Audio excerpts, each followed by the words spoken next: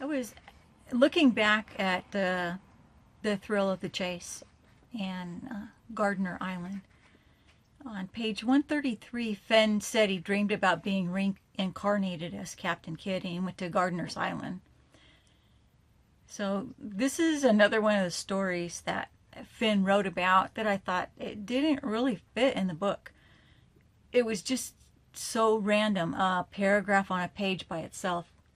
On the same page is a blurry picture of a map, and the map has gold nuggets laying on top, a gold coin, and a gold frog. I already spoke about frogs in a previous video. So it's another one of those things that while I was reading the book, that it made me stop and think, is this one of the clues that Forrest said he put in the book? So being it was so random, I went ahead and I kind of paid attention to it. So after that, I looked up Gardiner's Island. It's in New York, and Captain Kidd buried a treasure on the island in June of 1699. The chest was recovered, and there is a plaque marking the spot where it had been buried. So I think the town of Gardiner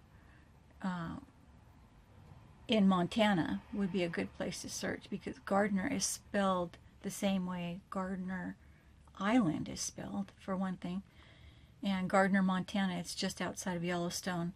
It's at 5,259 foot elevation, so it's above 5,000 feet, which is what Forrest Fenn said. It fits one of the clues that he gave. It's also nestled in the Rocky Mountains, so that's another plus. But just as Captain Kidd buried his treasure on Gardiner's Island, Fenn talks about where he secreted his treasure.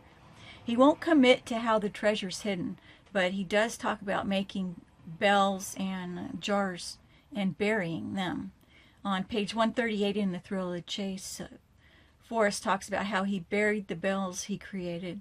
He buried them 3 feet deep so that metal detectors wouldn't be able to find them.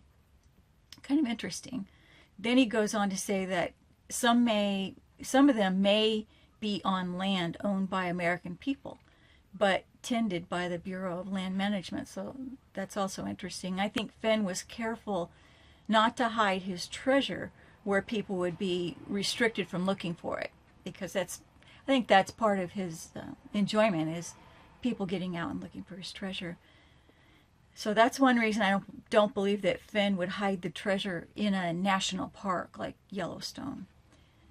I think it's outside of there. And Gardiner's along the 45th parallel, that's halfway between the North Pole and the equator. A little distance south of this sign that I took a picture of while we were there, is a parking area on the east side of the road, and it goes to Boiling River. And travelers walk upstream about a half mile from the parking area to the place where the footpath reaches the river. And you could see the large clouds of steam from the road, especially when it's cold weather.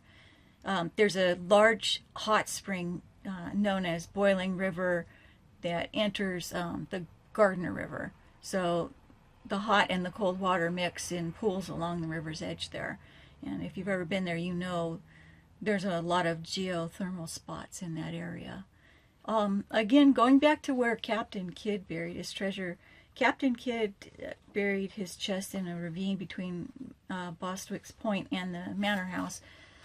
And on page 136, poem verse that Fenn wrote, part of it is, safe upon the solid rock the ugly houses stand.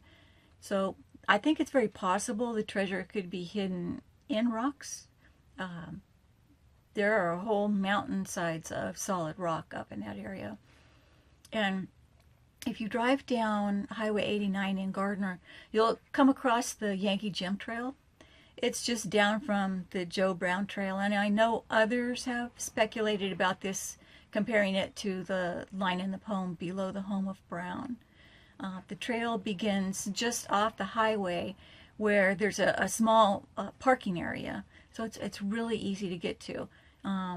Part of the trail crosses the river across the river has interpretive signs. And from what I've read, there's evidence of an old auto route that has advertisements painted on the rocks. There's also signs of the old abandoned railroad right there too. And from things that I've read, Forrest Fenn really liked trains and railroads. So, like I've said, the last time we were there, we didn't have time to explore like we wanted. Next time, I'm interested in hiking that trail and exploring around the Boiling River, though, for sure.